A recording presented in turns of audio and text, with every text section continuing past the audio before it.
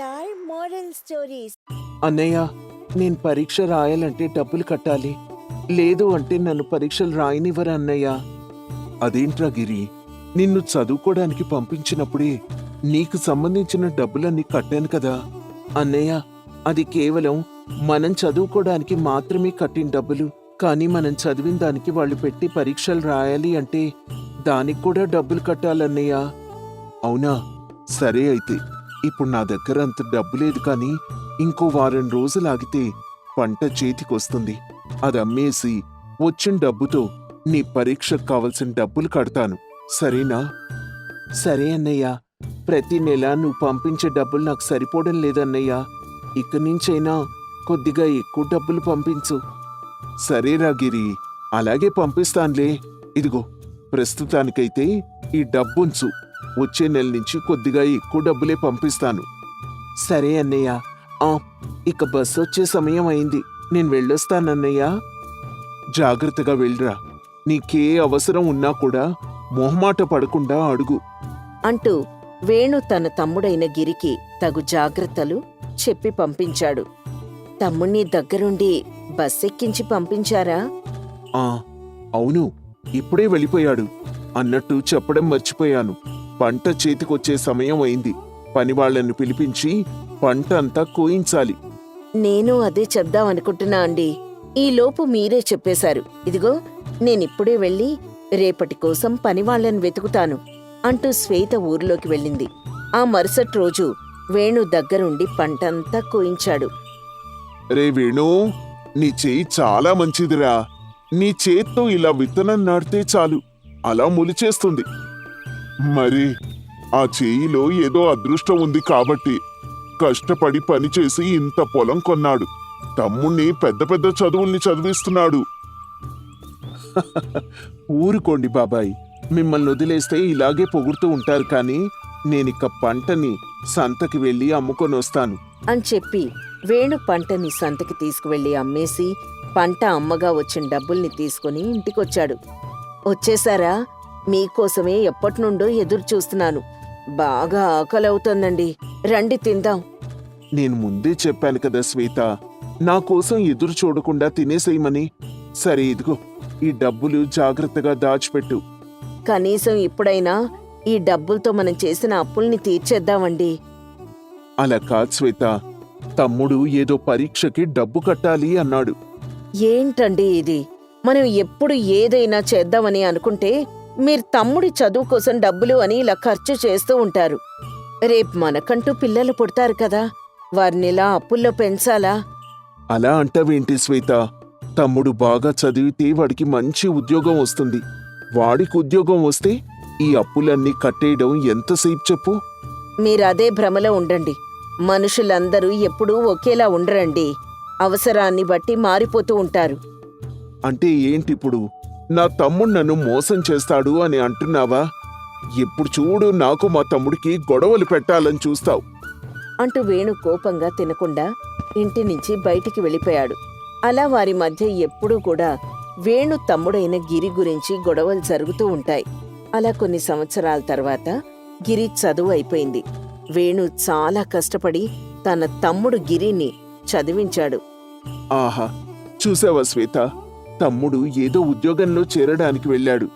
ఇన్ని రోజులు వాడేదో ఉద్యోగం వస్తే మనల్ని మోసం చేసి వెళ్ళిపోతాడు అని చెప్పావు కదా.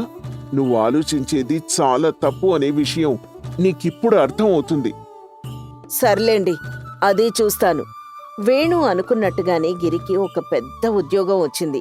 గిరి తను పనిచేసే చోట్నే ఒక అమ్మాయిని ప్రేమించి పెళ్లి చేసుకున్నాడు. చాలా రోజుల తర్వాత ఒకరోజు గిరి ఊరికొచ్చాడు.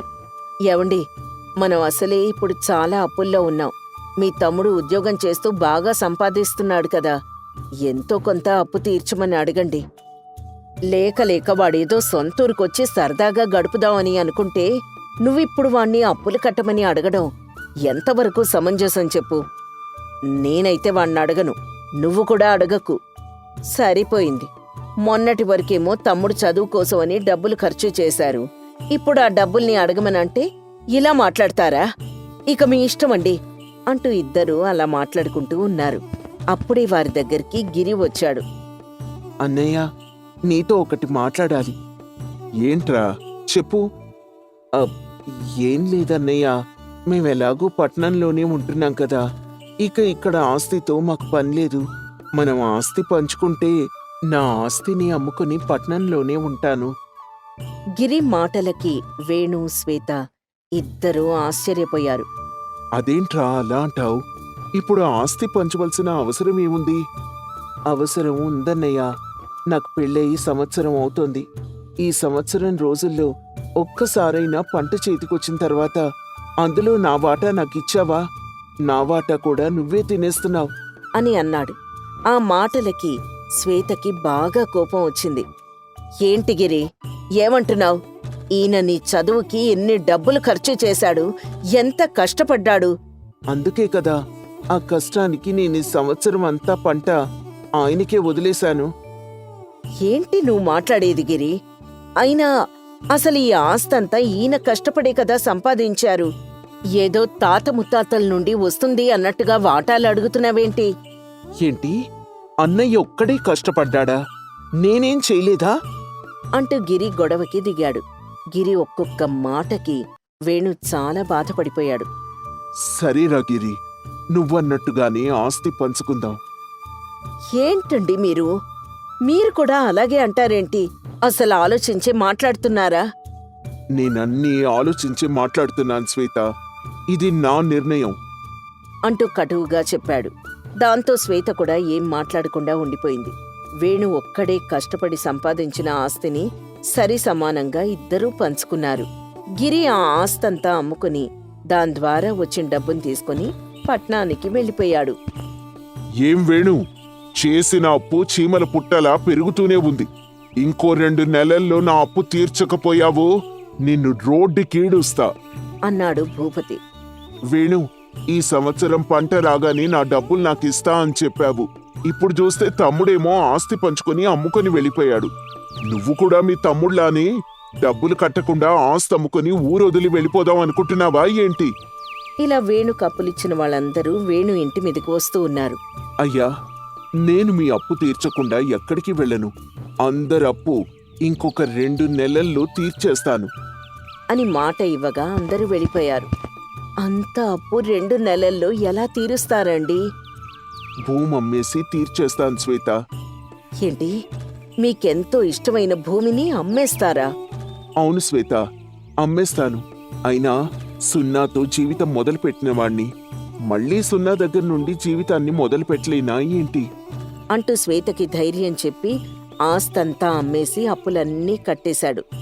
ఉన్న ఒక్క ఇల్లు కూడా అమ్మేశారండి. ఇప్పుడు ఎక్కడుందామండి?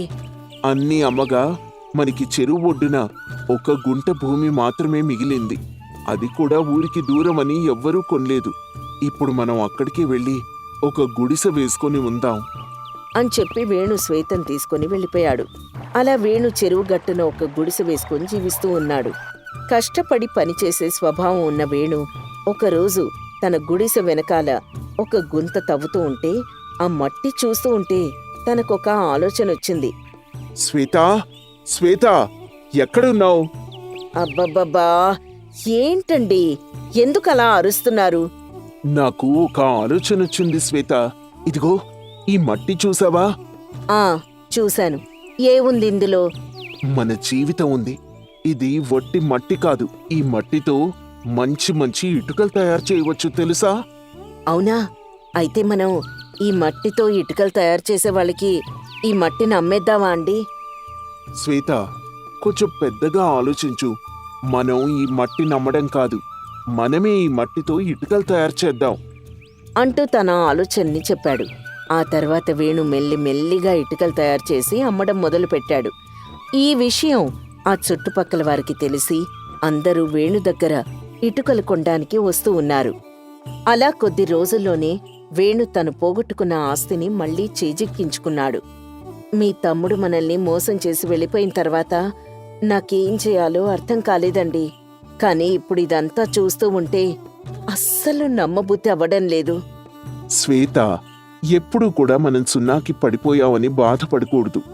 మంచి సంకల్పంతో మనం చేయగలమనే నమ్మకం ఉంటే చాలు. మనం ఏదైనా సాధించవచ్చు. అన్నయ్య వేణుని మోసం చేసి ఆస్తి చేజిక్కించుకున్న తమ్ముడు గిరి మాత్రం ఆస్తంతా పోగొట్టుకుని కష్టపడుతూ జీవిస్తూ ఉన్నాడు. ఏంటి భూపతి, పొద్దున్నే ఎక్కడికో బయలుదేరావు? ఎక్కడికి వెళ్తున్నావేంటి? పొద్దున్నే లేచి చూస్తే ఈ రోజెందుకో భారీ వర్షం పడే సూచనలు కనిపిస్తున్నాయి. అసలే పంట కోతలకి దగ్గర పడింది. ఇప్పుడు ఈ సమయాన పొలంలో నీళ్లు నిలవడం అంత మంచిది కాదు. అవును, నువ్వు చెప్పింది నిజమే భూపతి. కానీ మనం జమీందారులం. ఇలాంటి పనులన్నీ మన దగ్గర పనిచేసే పనివాళ్లతో చేయించాలి, కాని మనం చేయకూడదు. ఎవరు చేస్తే ఏంటి వీరయ్యా? ఇప్పుడు ఆ పనివాడికి పని చెప్పి వాడక్కడికి వెళ్లి పని మొదలు పెట్టే సమయానికి వర్షం రావచ్చు. ఎంత పెద్ద జమీందారులమైనా మనం కూడా అప్పుడప్పుడు నడుము వంచి పని చెయ్యాలి. నీతో ఇదే పెద్ద పంచాయతీ భూపతి. ఎప్పుడు చూడు పని చేయాలి అని అంటూ ఉంటావు. అసలు మన జమీందారులలో పనిచేసే వ్యక్తి అంటూ ఉన్నది నువ్వే. వీరయ్యా, ఈ తరం పిల్లలందరూ చదువంటూ వెళ్ళిపోతున్నారు. రేపొద్దున మన పనులు, ఈ వ్యవసాయ పనులు అన్నీ చేసే మనుషులందరూ ముసలివాళ్లైపోతారు. వాళ్ల పిల్లలు పట్టణంలో కొలువులు చేస్తూ ఉంటారు. అప్పుడు ఈ పనులన్నీ మనమే చేసుకోవాలి. ఎప్పుడో ఏదో అవుతుందని ఇప్పుడు నువ్విలా భయపడ్డం ఏం బాలేదు భూపతి. వీరయ్యా, నీతో ఇలా వాదించడానికి నా దగ్గర సమయం లేదు. అసలే వర్షం పడేలా ఉంది. నేను వెంటనే పొలానికి వెళ్ళాలి అంటూ భూపతి వీరయ్య దగ్గర నుండి పొలానికి వెళ్లి పనిచేస్తూ ఉన్నాడు. కొద్దిసేపటికక్కడికి భూపతి దగ్గర పనిచేసే గోవింద్ అనే అతనొచ్చి, అయ్యా, ఏంటయ్యా మీరు ఎప్పుడూ నాకంటే ముందే వచ్చి పని చేస్తూ ఉంటారు. ఇవన్నీ నేను చేసే పనులయ్యా. అబ్బా, ఇప్పుడే నేను వీరయ్యతో వాదించొచ్చాన్రా. నాకు ఓపిక లేదు కాని పంచుడు. అయ్యా, మీరు తొందరపడి వచ్చారు కాని ఈ మబ్బులు వర్షం కురవకుండానే వెళ్ళిపోతాయి చూడండి. ఇటువంటివి నేనెన్ని చూడలేదు అని గోవింద్ మాట్లాడుతూ ఉండగానే హోరున వర్షం కురవడం మొదలైంది. ఆ వర్షాన్ని చూసి గోవింద్, అంటే అయ్యా అది కాదు అంటూ ఏదో చెప్పబోతూ ఉండగా భూపతి అడ్డుపడి, గోవింద్, నువ్వు చెప్పింది నిజమేరా.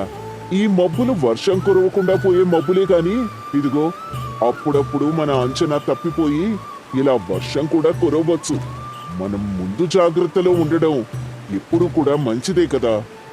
అవునయ్యా, మీరు వెళ్ళండయ్యా. ఇక మిగతా పొలానికి నేను గండి పెడతాను. గోవింద్, వర్షం చూసావా ఎలా పడుతుందో? నీ ఒక్కడి వల్ల అవ్వదు కాని నేను కూడా సహాయం చేస్తాను అంటూ భూపతి పలుగు పారా తీసుకుని పనిచేయడం మొదలుపెట్టాడు. అలా వాళ్ళిద్దరూ ఆ వర్షంలో పనిచేస్తూనే ఉన్నారు. అలా భూపతి ఎవరి సహాయం తీసుకోకుండానే తన ఊర్లో పెద్ద జమీందారు అయినా కూడా చాలా కష్టపడి పనిచేస్తూ ఉంటాడు. అలా కొద్ది రోజులు గడిచాయి. భూపతి దగ్గర లెక్కాపత్రం చూసుకునే సుధాకర్ భూపతి దగ్గరకొచ్చి, అయ్యా, ఈ 7 పంట లెక్కలు చూద్దామా? సుధాకర్, నువ్వు నా చిన్ననాటి మిత్రుడివి. నిన్ను నా దగ్గర పనిలో పెట్టుకుందే నాకు నీ మీద ఉన్న నమ్మకంతో. ఈ లెక్కలవి చూడనవసరం లేదులే. ఇక వచ్చిన డబ్బులో నుంచి మన పనివాళ్ళకి జీతాలివ్వు అని చెప్పి భూపతి ఇంటికి వెళ్ళిపోయాడు. ఈ విషయం తెలుసుకున్న భూపతి భార్య సుశీల, ఏంటండి మీరు చేసిన పని? ఎంత మీ చిన్ననాటి మిత్రుడైతే మాత్రం మీరిలా అతన్ని నమ్మి లెక్కలేం చూడకుండా ఉండడం ఏం బాలేదు. మీకు మొహమాటమైతే చెప్పండి, నేను ఆ సుధాకర్ దగ్గరున్న లెక్కలన్నీ చూస్తాను. సుశీల, అసలు నీకు మనుషుల మీద బొత్తిగా నమ్మకం అనేదే లేదు. నువ్వు బయట వాళ్ళని నమ్మకపోయినా నా మీద నమ్మకం ఉంది కదా. వాడు తప్పుడు పనంటూ ఎన్నడూ చేయడు. మీకు చెప్తే వింటారా? చెప్పండిక, మీ ఇష్టంలేండి అనేసి అక్కడి నుంచి వెళ్ళిపోతుంది సుశీల. అలా భూపతి తన ఆస్తి లెక్కలు కూడా ఎన్నడూ చూసేవాడు కాదు. అలా కొన్ని రోజులు గడిచిపోయాయి. ఏవండి, ఆ రాధ లేదు, తను మన కూతురు దివ్యకి ఒక మంచి అబ్బాయిని చూసిందంట. అబ్బాయి చాలా చక్కగా ఉంటాడంట. మనం కూడా ఒకసారి వెళ్ళి ఆ అబ్బాయిని చూసి నచ్చితే కనుక అమ్మాయికి పెళ్లి చేద్దామండి. ఆ రాధ నాకు కూడా చెప్పిందిలే ఈ విషయం. నేను నోరు మెదపలేదు కదా, అందుకే నీ దగ్గరకు వచ్చి చెప్పినట్టుంది. అవునండి, ఆ విషయం నాకు కూడా చెప్పింది. ఇంతకీ మీరేమంటారు? నేనేమంటాను, వెళ్ళి చూసి వద్దామంటాను. ఆ తర్వాత భూపతి సుశీల పెళ్లి కుమారుణ్ణి చూసిన తర్వాత వాళ్ళ కూతురు దివ్యకి పెళ్లి చూపులు ఏర్పాటు చేశారు. పెళ్లి చూపుల్లో ఆ అబ్బాయి అందరికీ బాగా నచ్చాడు. అబ్బాయి చాలా బాగున్నాడు కదండి. అవునే, పైగా ఏ పనైనా తనే సొంతంగా చేయాలి అనుకునే స్వభావం అంట. నాకు కూడా ఆ అబ్బాయి బాగా నచ్చాడు. ఆహా, ఇంకేంటి శుభం, ఇక పెళ్లి చేసేయడమే. అవునవును, అలా ఇలా కాదు, ఈ చుట్టుపక్కల ఎవ్వరూ చేయని విధంగా చాలా ఆడంబరంగా మనం మన అమ్మాయి పెళ్లి జరిపించాలి అంటూ చాలా సంతోషంగా చెప్పాడు భూపతి. ఆ తర్వాత అబ్బాయి వాళ్ళకి చెప్పి పెళ్లికి ముహూర్తం కూడా పెట్టించారు. సుశీల పెళ్లి రోజునాడు అల్లుడికి ఒక మంచి బహుమానం ఇద్దాం అనుకుంటున్నాను. అవునా, ఏంటండి అది? మన అమ్మాయికి ఎంతో ఇష్టమైన తోట బంగ్లా ఉంది కదా, ఆ తోటతో పాటుగా బంగ్లా కూడా అమ్మాయి పేరు మీద రాసి ఇచ్చేస్తాను. ఈ విషయం అమ్మాయికి తెలిసింది అంటే ఎగిరి గంతేస్తుందండి. ఆ ఇంతకీ సుధాకర్ ఎక్కడా? రే సుధాకర్! అంటూ పిలవగానే సుధాకర్ పరుగున భూపతి దగ్గరకొచ్చాడు. సుధాకర్, మన తోటలో ఉన్న బంగ్లా అంతా దివ్య పేరు మీదకి మార్చేసే పంచుడు. ఏ తోట, ఏ బంగ్లా? అదేంట్రా, ఏ తోట ఏంటి? అదే ఆ కొండ వెనకాల 20 ఎకరాల మామిడి తోటలో పెద్ద బంగ్లాను కట్టాం కదా, అది. హో అదా, కాని అది నాది కదా. నా తోటని నువ్వెలా మీ అమ్మాయి పేరు మీదకి మారుస్తావు అని అడిగాడు సుధాకర్. ఆ మాటలకి భూపతి ఉలిక్కిపడి, ఏంట్రా, ఏం మాట్లాడుతున్నావు? నీ తోటేంటి? అదే, నువ్వు పోయిన సంవత్సరం నా పేరు మీదకి మార్చేశావు కదా, కావాలంటే ఇదిగో చూడు కాగితాలు. ఏంట్రా, ఏం మాట్లాడుతున్నావు? నేను రాసివ్వడమేంటి? అంటూ భూపతి సుధాకర్ని కొట్టడానికి వెళ్ళగా, భూపతి జాగ్రత్త, నువ్వొక జమీందారు మీద చెయ్యెత్తుతున్నావు. అసలు పోనీలే, నువ్వు నా మిత్రుడివి కదా అని ఇన్ని రోజులు నా ఇంట్లో నిన్ను ఉండనిచ్చాను, కానీ నువ్వు నా మీదే చెయ్యెత్తుతున్నావు. నీ ఇల్లా? అంటూ భూపతి చాలా ఆశ్చర్యంగా అడిగాడు. అరే, అన్ని విషయాలు నువ్విలా మర్చిపోతే ఎలా భూపతి? ఇదిగో, నువ్వేమేం ఆస్తులు నా పేరు మీద రాశావో చూపిస్తాను చూడు అంటూ సుధాకర్ దొంగతనంగా భూపతిని మోసం చేసి ఆస్తి కాగితాల మీద తీసుకున్న సంతకాలను చూపిస్తూ ఉన్నాడు. అవన్నీ చూసిన సుశీల, ఏమండి, ఏంటండి ఇవన్నీ? సుశీల, నువ్వు చెప్పింది నిజం. వీడు పచ్చి మోసగాడు. స్నేహమన్న ముసుగులో నన్ను మోసం చేసి నా ఆస్తంతా వాడి పేరు మీద రాయించుకున్నాడు. ఇప్పుడు నేను నా బిడ్డ పెళ్లి ఎలా చేయాలి? అంటూ భూపతి బాధపడుతూ ఉన్నాడు.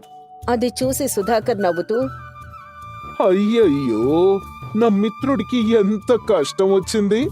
నాకింత ఆస్తి ఇచ్చిన మిత్రుడికి నేనేం సహాయం చేయలేనా? ఇదిగో, ఈ రోజు నుంచి నువ్వు పొలానికెళ్ళి పని చెయ్యి, నెల కూలీ ఇస్తా అంటూ నవ్వుతూ ఉన్నాడు. అది చూసి భూపతి కోపంగా, రే, నమ్మిన వాణ్ణి మోసం చేసిన వాడు ఎవ్వడూ కూడా బాగుపడడ్రా. ఇదే నీతో ఇబ్బంది భూపతి. పని ఇస్తాను అంటే ఇలా నీతి వాక్యాలు చెబుతూ ఉంటావు. సరే సరే, వెళ్ళి నీ కూతురు పెళ్లి చేసుకో అంటూ సుధాకర్ భూపతిని, అతని కుటుంబాన్ని బలవంతంగా ఇంటి బయటికి తోసేశాడు. ఇక చేసేదేం లేక భూపతి తన భార్య బిడ్డల్ని తీసుకొని ఒక గుడిసె వేసుకొని జీవిస్తూ ఉన్నాడు. సుశీల బాధపడుతూ ఉంటే, సుశీల, నువ్వు కాదే ఏడవాల్సింది, నేను వాణ్ణంత గుట్టిగా నమ్మినందుకు. అయినా ఇప్పుడు ఏమైందని? నాకు పని చేయడం రాదా చెప్పు? మీ ఇద్దరికీ నేను తిండి కూడా పెట్టలేనా? అంటూ భూపతి సుశీలకి ధైర్యం చెప్పి తర్వాత పనిలోకెళ్ళాడు. భూపతిని జమీందార్లా చూసి ఇప్పుడు ఇలా చూస్తూ ఉంటే ఆ ప్రజలకి ఎంతో బాధగా అనిపిస్తూ ఉంది. ఇంకోవైపు జనాలందరూ సుధాకర్ అంటే కోపంగా కూడా ఉంటూ ఉన్నారు. అలా కొద్ది రోజులు గడిచిపోయాయి. ఒకేసారి చాలా సంపద చూసిన సుధాకర్ ఆ డబ్బుతో గర్వంగా తన కింద పనిచేసే వారిపై అజమాయిషీ చేస్తూ ఉండేవాడు. ఏరా, అసలు నీకెందుకు కూలీ ఇవ్వాలి? రోజూ 3 పూట్ల తిండి పెడుతూ ఉన్నాను కదా. ఇంకోసారి కూలీ డబ్బులు అడిగితే కొరడా దెబ్బలుంటాయి అంటూ సుధాకర్ తన కింద పనిచేసే ఒక్కరిని కూడా మనిషిలా కాకుండా తన బానిసలుగా చూసేవాడు. అలా కొద్ది రోజుల్లోనే ప్రజలందరూ సుధాకర్ దగ్గర పనిచేయడం మానేశారు. పనివాళ్లు లేక పొలాలన్నీ ఎండిపోయాయి. కాపలాదారులు లేక ఎప్పుడు ఏ దొంగొచ్చి తన సొమ్ము కొట్టుకుపోతాడా అని కంటికి నిద్ర కరువైంది. అలా ఒకరోజు కొంతమంది దొంగలొచ్చి ఉన్న ఖజానా అంతా దొంగిలించుకొని తీసుకెళ్లారు.